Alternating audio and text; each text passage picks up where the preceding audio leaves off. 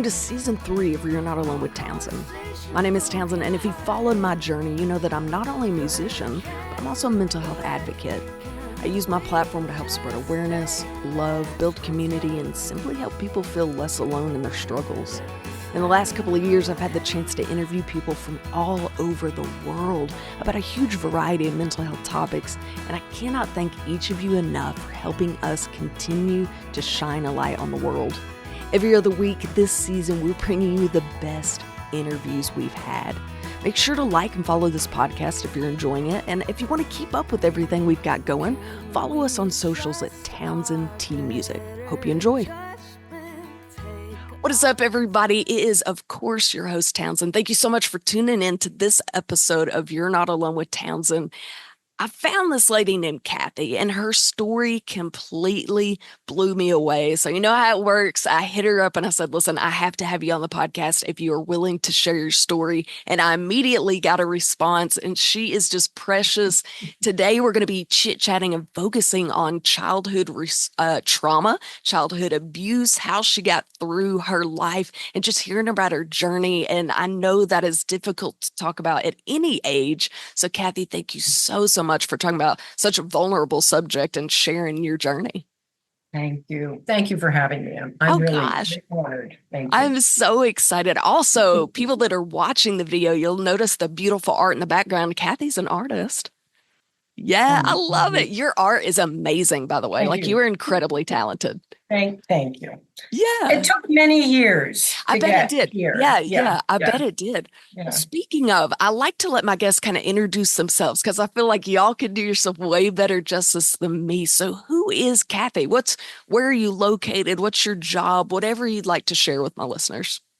See, this is where my head will shut off. So I wrote everything down. Oh, she's prepared. All right, let's do it. My name is Kathleen Elizabeth Hebert, but you can call me Kathy.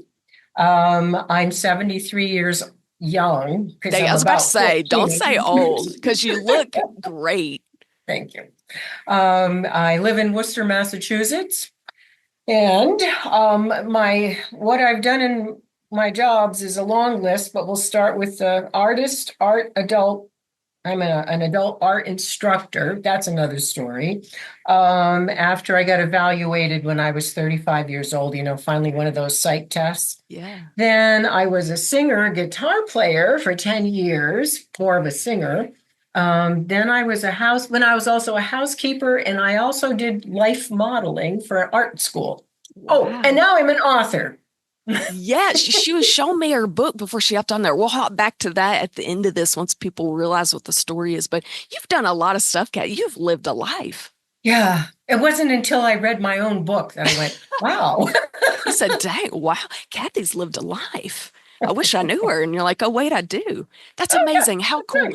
I can't wait to hop in. You just seem so happy-go-lucky, and people would never guess the life that you have lived as a child. Do you get that a lot? Nobody knew. Yeah. Nobody knew. Oh, I imagine not. You're just really good cousins, I got together. I don't have family anymore because we just cut ties.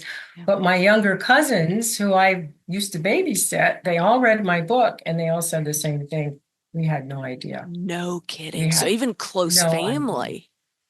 Wow. So let's fill our listeners in. So I ran across your story about your childhood online. And like I said, I was blown away by your experience and mostly your resilience. It was just mind-boggling. And I think people take so many things for granted. So I'd love to take a moment to chat about your experience as a child and how it may have differed from maybe my childhood, or like I said, your cousins who were off living a good life. What was different about yours? Are you enjoying this conversation? This project is funded by patrons and sponsors, so if you like what you hear and you'd like to help us continue changing lives in 2024, we would love to have you join the family. Reach out to us at townsendtmusic@hotmail.com if you'd like to be a sponsor, or hop on patreon.com/townsendtmusic to join the patron family. As a thank you, you're going to receive extra podcast questions and content every episode, discounts, exclusive content, and so much more. So join the family and let's continue changing lives. Let's see. Don't get me wrong, I adored my parents. But being from an older generation, you had sex, you had kids, Yeah. and they worked, and you didn't treat them like human beings, essentially. They were just something that happened after you had sex, kind of. My mother should have probably never had children. She wanted to work. She should have been working. Very gifted woman. My father built our house from scratch. He, did all kinds of things.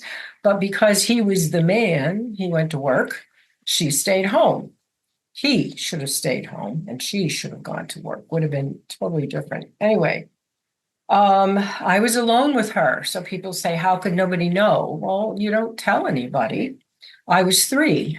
My first experience is standing on a chair at the sink, helping my father with the dishes because my mother was in the bedroom. She had a migraine or something like that. And then, of course, I was alone with her for quite a long time. So you didn't cross her. My first experience was being born. I don't remember that, but I have a story. First of all, I was 2 weeks early. My mother could not tolerate anybody breaking the rules. Okay, so that was a strike She's against already me. mad at you. Yeah. And I came out, first words, oh my God, she's so ugly. Oh, good. What? And then when they brought me to her, she said, you picked your head up and held it all by yourself, which is interesting for an infant to do that. Instead of going, wow, that my daughter's really strong, she was threatened by that, especially when my father came in. She handed me to my father and I snuggled in his neck. Uh-huh. Mm-hmm. Ah, see, my grandmother, my mother's mother, was jealous of my mother because she thought her husband liked my mother better. And that's the one thing about child abuse. If you don't deal with it or you're not aware of it, you pass it on. So I was a threat. She thought I was a threat. And nothing I did was good enough. And she had these particular rules, supposedly toilet trained at 8 months, which I hear is impossible to do. But Wow. you didn't know my mother. So she was very physically abusive, and you never quite knew what was going to piss her off, right? Yeah. So I'm getting ready to go to school, the kindergarten. Just out of the blue, she said, come here and recite your ABCs. Oh, okay. So I start and I get to LMNOP and I can't remember what's after that. And now she's got this, just talking about it, my stomach flips over. She has Oh, this, say it again. And I automatically knew, because I was used to her, that this wasn't a good thing. And I had to go to the bathroom, I had to pee. Mommy, I have to go pee. Say it again.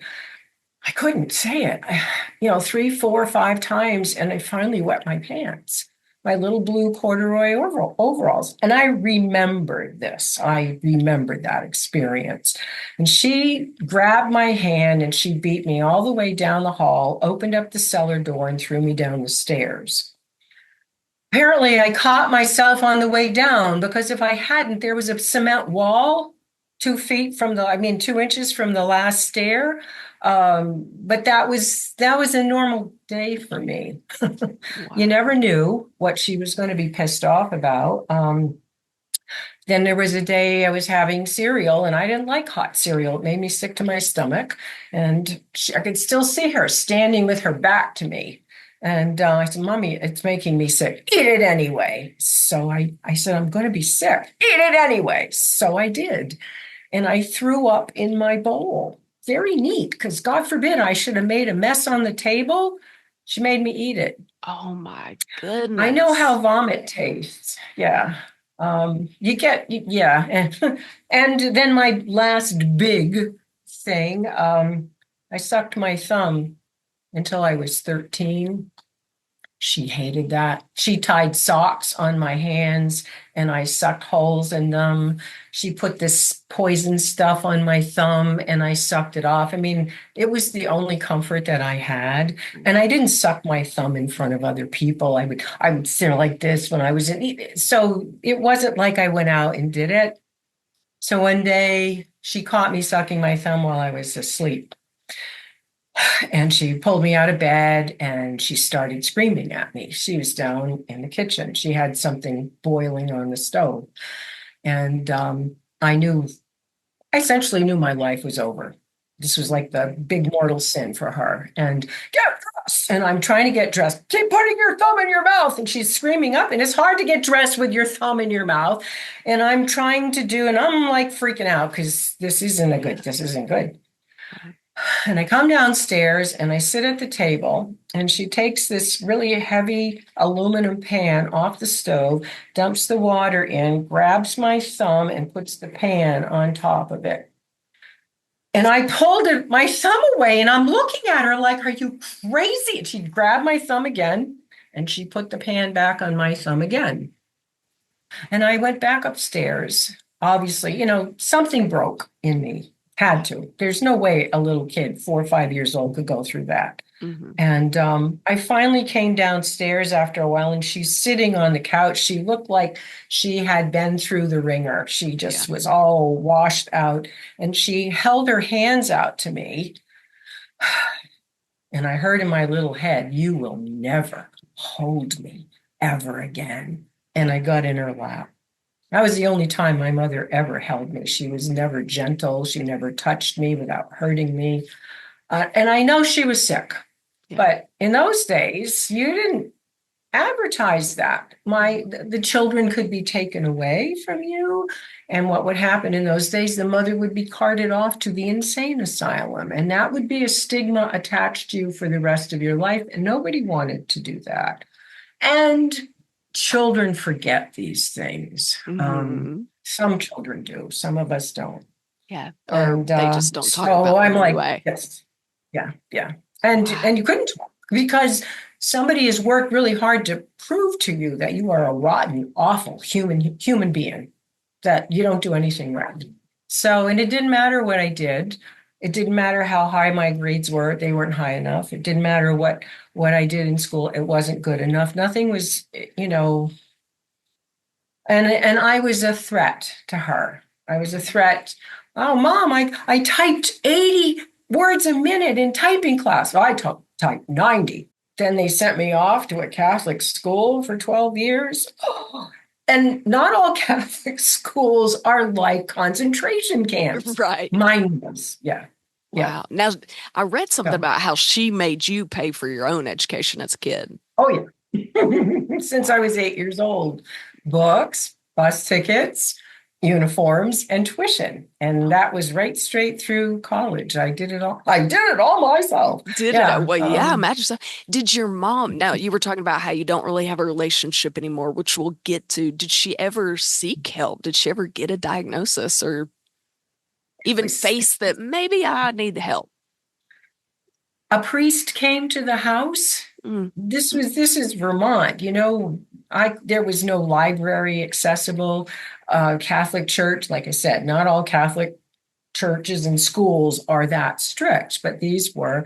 sure. And I think they were afraid that she would be taken away and we'd have to go, that kind of thing. So that's what they did back then. So if they could keep the kid in the home and the mother and um, yeah, just it was, I mean, there were good things too. We had family, get-togethers, and she would try to make things up at Christmas time, two, three, $4,000, Christmases, and my father made $100 a week.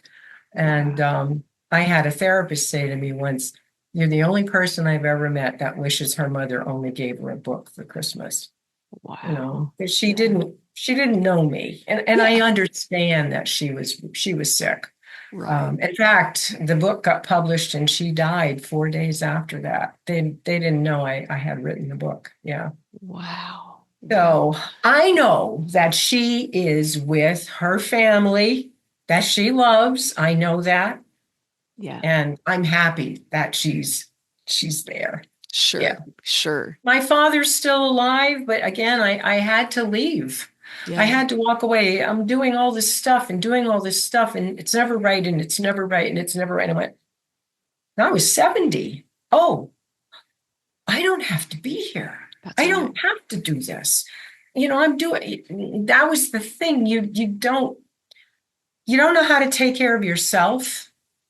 You don't get those kind of things. And I mean, over the years, I learned, when you get $25,000 in debt to the IRS, you have to change your life. Yeah. You Right. have Right. to learn about, no, when you have a bill, you have to pay it. Yeah. So there was a lot of reality then, and I had been paying bills my whole life up to that point. So Saks Fifth Avenue credit card, yes. Yeah. Oh, well, I bet so. Yeah. I bet so. And So, yeah, so when did you start noticing that what was happening would be classified as abuse or maybe not a typical behavior that a parent would do? When were you like, this doesn't seem right? I was living in Boston, singing at the Sheraton in Boston, 6 nights a week, and I had signed up with a therapist. This is my long-term 4-year therapist back then, and I went every week. She fell asleep on me every week, but Whatever. so 3 years into the relationship with her, as I'm leaving the office now, let's see, I was in 1973, I was 23, so I was 25, 26, 27, not even 30 years old yet. She said, "Oh, you were an abused child," You and said, then turned excuse me me? out onto the street. And I walked out, and nothing was ever going to be the same ever again as long as I lived, because Yep. it never occurred to me, you know. Wow. And you don't know because nobody knows this is happening. So you think it's all your fault. You think this is normal. I sat across from a sweet woman, young woman, when I was in high school, and I didn't know till 30 years later, both her parents were raging alcoholics. Mm, You yeah. you didn't share that. There were no close friends. You didn't share that with family. Nobody, it's like my cousins all said, we didn't know. We just didn't Yeah. know. I didn't know either. Yeah, yeah, Yeah. right. You're so used to it as a kid. I think you grow up thinking that what you're seeing is your normal. So you don't even know Yeah. what to share. Well, sure, Right. my mom made me do that, but she's always made me do that. So I don't see that as different. I think what's crazy, I've read some research that talks about 1 in 4 kids is abused somewhere, somehow. And the craziest part, and I've heard this my whole life, is that 90+% of the abusers are people you know. It's not strangers. It's Yeah. not the stranger you met at the park or some weird guy that you ran into. It's usually family or Yeah. family friends that come in, which just blows my mind. And so I Yeah. think this is a really important topic to share with parents, to share with Yeah. kids, to open up your eyes, because Yeah. you may not Yeah. even know it's happening under your own roof. Speaking of that, did you ever confide in anybody or ask for help? Maybe a teacher or friends once you realized, like, man, this isn't normal. I had nuns. There was no way I Mm. was going to talk. Yeah, that's true. They might have fried your thumb too. I don't know. Yeah, yeah, yeah. We don't. Yeah, my mother said, "Look, if you do anything in school and I hear about it, I'll treat you worse than your nuns will." So, Mm. okay, She not said, doing that. yes, yes, I mean, ma'am. in high school, you don't. You're trying to impress everybody because you're a teenager, and you don't want to know that your mommy burned you because you're still. I was still sucking my thumb at 13 years old. Well, I'm sure it's the only thing you had to ease that system that you didn't know why it wasn't easing anyway. I went to confession when I'm in Catholic school. School was across from the church. And every first Friday of the month, so we're in school for 9 months, go to confession. I confessed every single time for 8 years that I sucked my thumb. The last month that I was in school and in church, he said, I don't think sucking your thumb is a sin. Nobody had said Oh, that to me. You know what? I stopped sucking my thumb like a couple of weeks after that. yeah, But it was like when you're alone, you are alone. Yeah. yeah, And you can't tell, how can you talk about your parents like that? Or I don't want to hear that. These are people that supposedly were close to me. That's why I have no people in my life. you're right. Yeah. And I think that's Yeah. important. And something I've had to learn as well is healthy boundaries, and that includes family too. I Yeah. read a book not long ago that talked about how think about how you talk to a friend. You want to talk them up and you want to be complimentary and encouraging. Why don't we do that to ourselves, right? Like if you were giving a friend advice, you would say you need to cut those people out of your life. So why don't Yeah. we do that for ourselves? That's just so bizarre. We treat ourselves so bad and we keep Yeah. these toxic relationships for no reason. I know a lot of people, and I think I attract people like me because I can now be a healer for them. That's right. You know, they don't talk about, I can tell when there's been issues because their self-esteem is pretty much as bad as mine Yeah. used to be. And so that's what I do with the art classes. I'm not a trained therapist. I'm not even I wouldn't be called an artist because I was the worst one in my whole college. So, right? You say, but here we are. You're successful, and that's all that I matters. am. That's amazing. Well, speaking of not being, you're not a trained therapist, but I feel like just sharing, that's kind of how this podcast is, right? Like I have so much, I'd be called a specialist because of the time I've spent doing Yeah, it. And I feel yeah, like that's yeah. probably what you are as well. And I can't imagine how this affected your overall well-being, not only as a child, but as an adult woman. What did your mental health look like as a girl, as a teenager? If you're looking back now, I'm sure at the time you had no idea, but what did I it look wanted, like? yeah, I wanted to commit suicide since I was 11 years old, Oh, yeah. every day of my life. Wow. And I was in high school and I thought, I'm going to write down on the calendar how many days I'm depressed. With the exception of 2 days out of a month, I was depressed every Wow. day. I thought about killing myself every day. Now, I get to be 30 years old. I found an astrology teacher. And I thought, well, this is different. I'll go here and I'll check it out. It kind of intrigues me a little bit. And what happens is that they deal with reincarnation. And I got terrified that I'd have to come and live this life again. So I'm not killing myself. You said, no, thanks. I'll do this once. Appreciate Here, it. whatever you Oh want. my God. That's Yeah, incredibly sad, but also funny if you think about it. You're like, no, I'm yeah, good. I would yeah. rather just do this one time. Thank you so much. Man. It's fine. It's fine. Like, I'm I'm good. okay. I'm good. Thank you. So you went to therapy as a 20 something year old girl. Are you still going? Do you still Yes, I visit? am. 40 Yeah, years. 40 years now. absolutely. Now, that was the other thing. You go and talk, and that was it. There was no, oh, you have inner children, or oh, you're depressed. You just talk. Yeah. This therapist, this last one that I have, and I told her, I said she better not retire. Yeah, that's right, boy. Isn't that But right? if she does, I'm done. That's it. Yeah. Therapy. If I can't be better after all this, but she brought out the inner children. People go, how come you didn't know? There were no books. That's right. There were no podcasts. There was no Instagram. You couldn't get to a library. And if you did, well, my God, I went through menopause at 35 years old. Do you know I could not find one book on menopause Wow. for a 35-year-old woman? It's like, oh no, that can't be right. Yeah. So Right. there wasn't what you guys have now. Oh my God. This is like, I'm coming back as one of you. That's right. Yeah, we're living it well now that yeah. Yeah.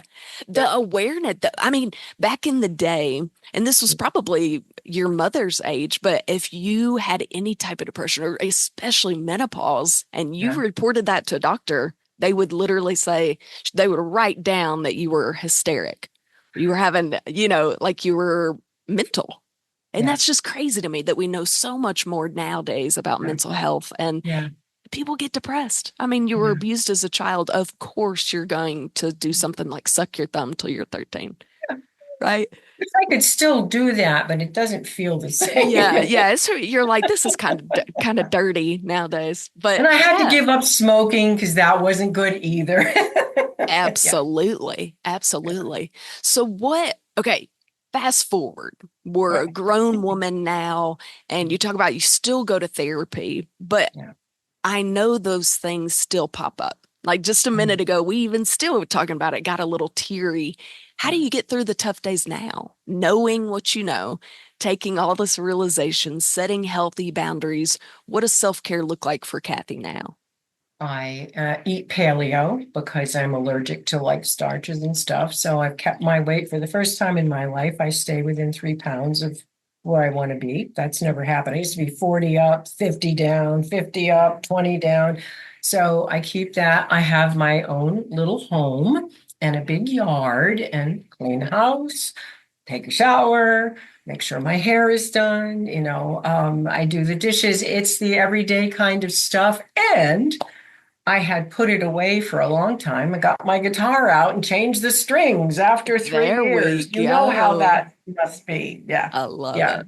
So, and I thought, sing again. What the hell? I don't Yeah, have to perform anymore, but sure. I loved music. That was that. My mother was a piano player, so music was one of the biggest parts of my life. There, I was in choir and chorus, and then elevated things in high school. So I was in polyphonic, I was in all state, I was in the choir at church, and they were good.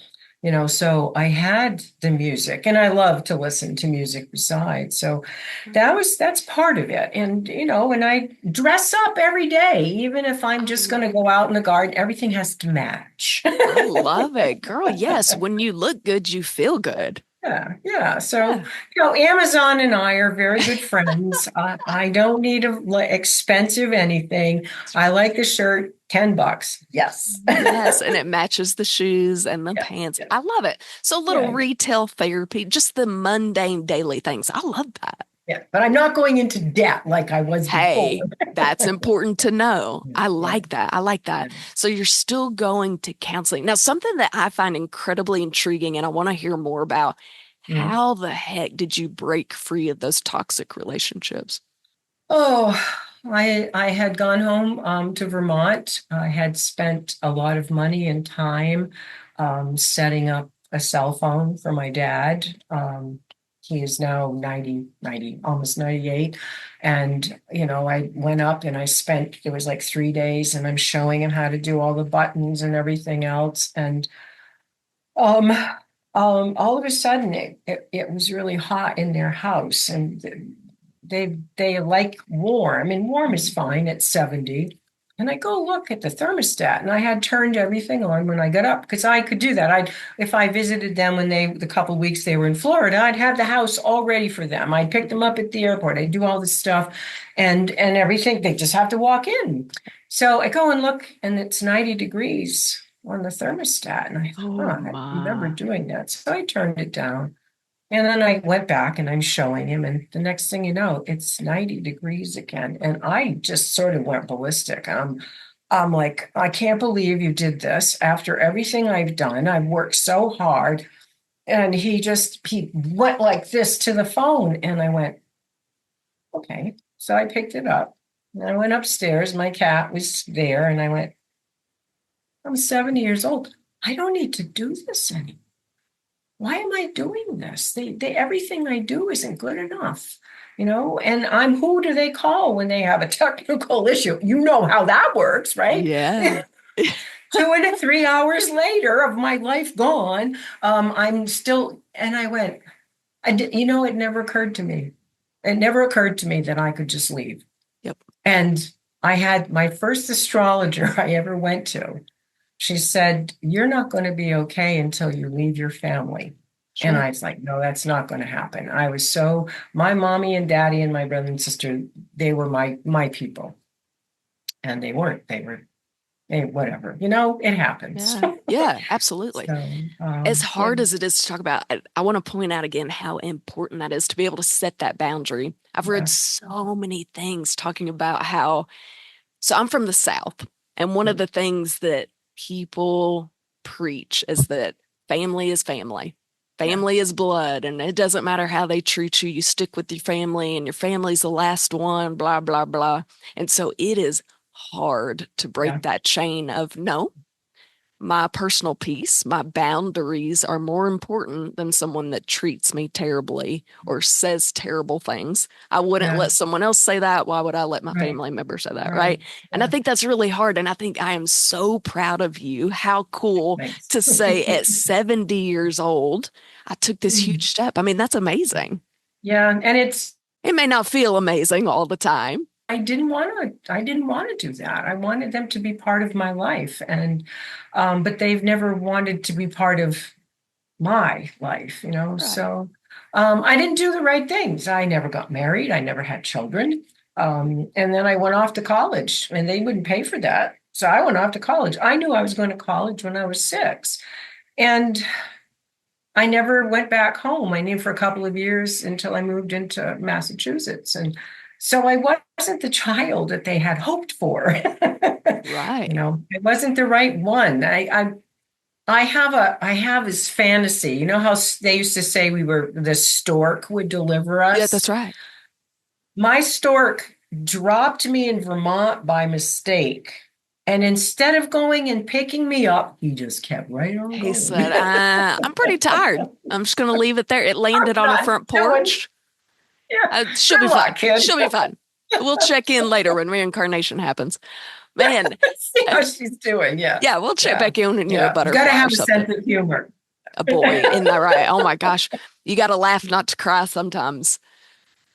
Yeah. Yeah. Yeah. I mean, when you think about a lot of the things when after the book was written, and we had to go through 4 edits. By the 4th edit, Oh, I wasn't reading it as me anymore. I was reading it as a third party. And yeah. I'm going, this stuff is crazy. How come I know that? Yeah. Was this Who on Jerry does this? Springer? Yes. Oh my goodness. Yes. Yeah, yeah. Man, how old were you when you wrote that book? How old is that book? That book went out, I think it was this past November. It's only been Amazing. out. Yeah. I'm telling all the young people out there, um, don't wait. And I can't believe that I'm going to see this change before I die. That's right. You I'm already going to have, see this sister. brought up. Yeah. I'm Yeah. going to see it. And I'm like, I'm so excited because I never thought this would happen. Yeah. And people are telling me about, oh, my mother was like that. My sister was like that. And it's like, it breaks my heart. But at the same time, I'm like, do it. Let's talk. Let's do it. Let's let people know this can't go on anymore. That's right. You know, sorry, I'm just, No, um, I, yeah, yeah, absolutely, I get it. And that I love it. And what brings it all together, that's why I started this podcast to remind people that you're not alone. You're not yeah, alone. It doesn't matter yeah, what you're going through. And you think, my mom's the only one that does. Absolutely not. yeah, Absolutely not. People need to hear it and they need to learn, like we talked about, you can break the toxic habits, the toxic relationships, and that's okay. yeah. Speaking of your book, what's the name of it? Show Let's us. see. Let's I see. have Let's to see. remember. Yeah. It's backwards. I can't ever figure this out. My Lost Childhood, a memoir.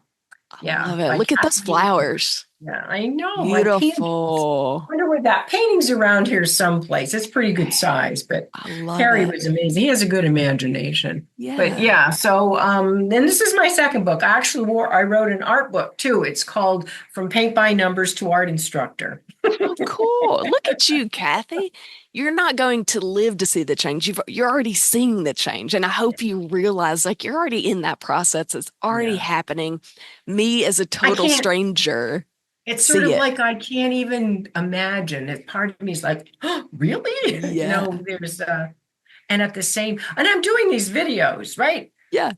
5 years ago, you would have never seen my face That's on a right. screen, right? That's I'm right. doing stupid things and I'm singing. I have my emotional support elephant stuffed toy back here. And people are like, wow, this is awesome. That's right. People want it. People Yeah. want to know Yeah. that they are not alone. And it is so Yeah. healing, not only for them, but for you too. Kathy, talking about your Yeah. story is so healing. It is Yeah. so cool. I am so honored to now be a sliver of your journey now. Thank you. We will keep in touch. That's how this works. I love to Yes. keep in Yeah. touch with all the people I chat with. You are Yeah. changing lives, and it's been amazing to watch. And you have been such a miracle for me. Thank you. You're my Oh, first podcast. oh Oh my my God. God. Celebrate dance. That is awesome. Kathy, I wish you the best of luck with everything that you do. I know some amazing things will come. I got one more question for you. Mhm, mhm. What advice would you give somebody listening that may be in a similar situation? Don't be afraid to get help.